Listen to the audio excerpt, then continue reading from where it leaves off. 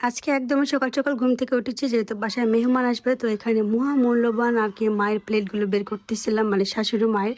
মানে মা, শাশুড়ি মারা মানে কাছের জিনিসগুলো এত যত্ন করে রাখে, মানে কি আর বলবো। তো এখান থেকে যেগুলো আমার দরকার সেগুলো বের করে আমি আগে থেকে ধুয়ে এগুলো একটু শুকাইতে দিব, যাতে করে নাস্তা বা খাবারের সময় এটা এক্সট্রা করে কোনো ধুতে না হয়। দেন এখানে কাঁটা চামচ বের করে সবগুলো একদম সাবান পানি দিয়ে ধুয়ে এটা আমি বিছায় রাখছিলাম। তো তারপর মনে করলাম গোসল করব। তো এই যে বলে কোথাও যেতে লাগলে বা বাসায় পড়ে থাকার জামার মতো মনে হয় যে কোনো কিছুই আমার এই দুনিয়াতে নেই। তো যাই হোক, গরমের মধ্যে এই পাতলা এই বাটিক কাপড়গুলো আমার ভীষণ ভালো লাগে। তবে এটা বানানোর পর এখন একদিনে পরা হয়নি, আজকে ফার্স্ট। তো মা বলছিল কালোটা পরতে, কিন্তু এটা ভীষণ গরম জন্য আমি কালোটা পরে নেই। এটাই আর কি ভালো লাগছে, যেহেতু বাটিকের কাপড় এভাবে অনেকদিন থেকে পরা হয়নি।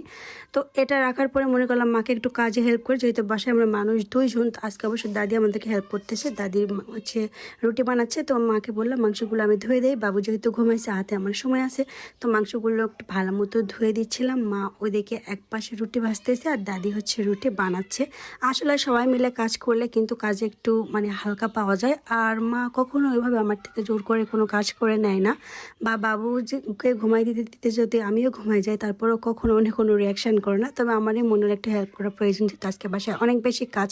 তো কালকে আমি কেক বানাইছিলাম, তো ওরা আসবে শুনে এখান থেকে অর্ধেকটা রেখে দিয়েছে আর অর্ধেকটা মা হচ্ছে আমাদের বাসায় দিয়ে আসছে। মানে আমার মার জন্য আর কি।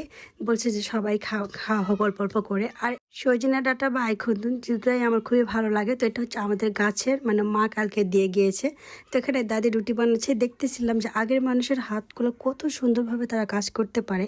আমরা রুটি বানাইতে লাগলে কত কষ্ট করে কিন্তু গোল হয়, আর দাদিদের মানে অল্পতে হয়ে গেলে রুটিগুলো একদম পাতলা হয়েছে। এখানে মা মাটির চুলে রুটিগুলো ভাজতেছিল। দেন এখানে আমি মাংসগুলো ধুয়ে পেঁয়াজ আর রসুন দিয়ে দিচ্ছিলাম। তো মা বলতেছিল বাকিগুলো মা দিয়ে দিবে।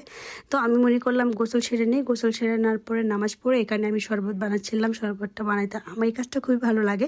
একদম পাতলা শরবত যেটাকে বলা হয়, মানে একদম পানির মতো পাতলা, মিষ্টিও কম থাকবে। দেন এখানে শরবত বানানোর পরে কেকগুলো মনে করলাম যে স্লাইস করে মানে নেই। 5টা করতে চেয়েছিলাম, কিন্তু মানুষ যেহেতু 6 জন, তাই একটু 6টা করা টাফ এটা দিয়ে, কারণ একদম ছোটো ছোটো পিস হবে। কিন্তু বাসায় যেহেতু বানাইছি, ছোটো ছোটো একটু হলেও কোনো কিছু করে নাই। দোকানের হলে একটা বেশি নেওয়া যাইতো। তো এই ফার্স্ট ফুপুদেরকে আর কি আমার হাতের কেক তারা খাবে, মানে আমার ফুপু শাশুড়িরা আর কি আসছে। তো আমি তার আর কি অনেক বেশি ভালো, মানে একদম মানে ফুপু শাশুড়ি হলেও একদম মায়ের মতো। আর আমি একটু যেহেতু বেশি কথা বলি, গল্প করতে শুরু করলে মনেই হয় না যেটা আমার ফুপু শাশুড়ি, মনে হয় আমারই ফুপু। মানে কখন কি বলি ফুপু বলে কোনো হুঁশে থাকে না, এত হাসাহাসি মানে করি অন্যরকম। তো যেহেতু কেকটা আমি বানাইছি, তারা অনেক বেশি পছন্দ করেছে আর তারা অলওয়েজ বাড়ির বইয়ের প্রশংসা করে। মানে আমার অনেক কিছুতে আমি শুনেছি মার সাথে গল্প করে। দেন এবারও খুব ভালো করে বলতেছি।